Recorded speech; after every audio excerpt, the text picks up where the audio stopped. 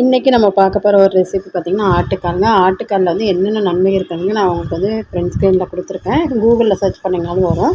இந்த ஆட்டுக்கால் வந்து நிறைய சத்துக்கள் உள்ளதுங்க. இது ஆட்டுக்கால் பாயா, குழம்பு, சூப்பு எப்படி வேணாலும் சொல்லலாம். நான் எனக்கு தெரிஞ்ச மெத்தடில் அதை செஞ்சு காமிச்சிட்டு ஈஸியாக பேச்சுலர் கூட இந்த ரெசிபி செஞ்சுக்கலாம். ஃபஸ்ட்டு ஆட்டுக்கால் வாங்கிட்டு வந்து நீங்கள் கடையிலேயே க்ளீன் பண்ணி வெட்டிட்டு வந்துடலாம். நான் வந்து இங்கே வாங்கிட்டு வந்து நல்லா வாட்டி இந்த மாதிரி நல்லா சுரண்டி எடுத்திங்கன்னா அந்த கருப்புலாம் வந்துடும். அதுக்கப்புறம் வந்து நம்ம இதை கட் பண்ணிக்கலாம். 2ஆவோ 3ஆவோ நான் 2 கட் பண்ணி எடுத்துட்டு அதுக்கப்புறம் கொஞ்சம் நேரம் போல் சுடு தண்ணியில் ஊற்றினோம்னா இன்னும் மீதி இருக்க கருப்புலாம் போய் கூட கால் நல்லா வெள்ளைன்னு ஆக்கிடலாம். ஸோ அதனால் கொஞ்சம் நேரம் சுடு தண்ணியில் வச்சுட்டு அதுக்கப்புறம் இப்படி சுரண்டி எடுத்தோம்னா நல்லா வெள்ளைன்னு ஆகிடுச்சு.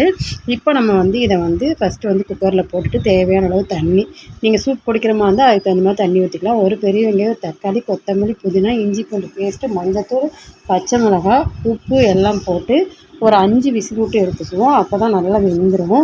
வெந்து அந்த காலில் இருக்க இதுலேயே வந்து நல்ல எண்ணெயெல்லாம் வரும். ஸோ நம்ம எதுவும் எண்ணெயெல்லாம் ஊற்ற தேவையில்லை. இது ஒரு 5-6 விசில் விட்டு எடுத்துக்குவோம். பாருங்கள், சூப்பராக ரெடி ஆகிடுச்சு. இதை நீங்கள் அப்படியே பெப்பரும் கொத்தமல்லி தழை தூவி சூப்பாகவே குடிச்சிக்கலாம்.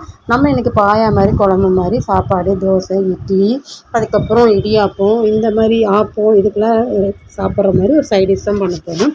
ஸோ அடுப்பில் குக்கர் வச்சு சோம்பு தாளித்து சின்ன வெங்காயம் அல்லது பெரிய வெங்காயம் எது வேணாலும் போட்டுக்கலாம். நல்லா இது பண்ணதுக்கப்புறம் ஒரு தக்காளி, கொஞ்சம் போல் இஞ்சி பூண்டு பேஸ்ட் போட்டு நல்லா வதக்க விட்டுட்டு நம்ம ரெடி பண்ணி வச்சுருக்க ஆட்டுக்காலோடு இருக்க அந்த தண்ணியை ஊற்றிட்டு அதுக்கப்புறம் தேங்காய் பேஸ்ட் ரெடி பண்ணதுக்காக தேங்காய், சோம்பு, சீரகம், மிளகு, கசகசா, முந்திரி இதெல்லாம் போட்டுக்குவோம். இதுக்கிடையில் நம்ம வீட்டில் அரைச்சி குழம்பு மிளகாத்தூள் போட்டுட்டு நம்ம அரைச்சி வச்ச பேஸ்ட்டை ஊற்றி ஒரு கொதி வந்ததுக்கப்புறம் நம்ம இறக்கிக்கலாம். அப்படி இல்லைன்னா ஒரு விசில் விட்டு கொத்தமல்லி தழை, புதினா எல்லாம் போட்டு ஒரு விசில் விட்டு அல்லது 5 நிமிஷம் கொதிக்க விட்டு இறக்குனா சூப்பரான ஆட்டுக்கால் பாயா குழம்பு சூப்பரான ரெசிபி ரெடிங்க. இது ஆப்பம், இடியாப்பம், தோசை, இட்லி எல்லாத்துக்குமே சூப்பராக இருக்குங்க. நான் வந்து விசில் விட்டு தான் இறக்கிக்கிட்டேன்.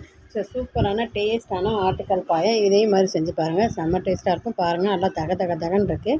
இதில் நம்ம ஒரு பிஞ்சு போல் தான் எண்ணெயே ஊற்றிருக்கோம். நிறைய ஹெல்த் பெனிஃபிட்ஸ் இருக்குது இந்த ஆட்டுக்கால். இதை வந்து கண்டிப்பாக ட்ரை பண்ணி பாருங்கள். சூப்பராக இருக்கும். இந்த வீடியோ உங்களுக்கு யூஸ்ஃபுல்லாக இருந்திருக்குன்னு நினைக்கிறேன். பிடிச்சிருந்தால் லைக் பண்ணி, ஷேர் பண்ணி, கமெண்ட் பண்ணி மறக்காமல் சப்ஸ்கிரைப் பண்ணிக்கிங்க. பாய்.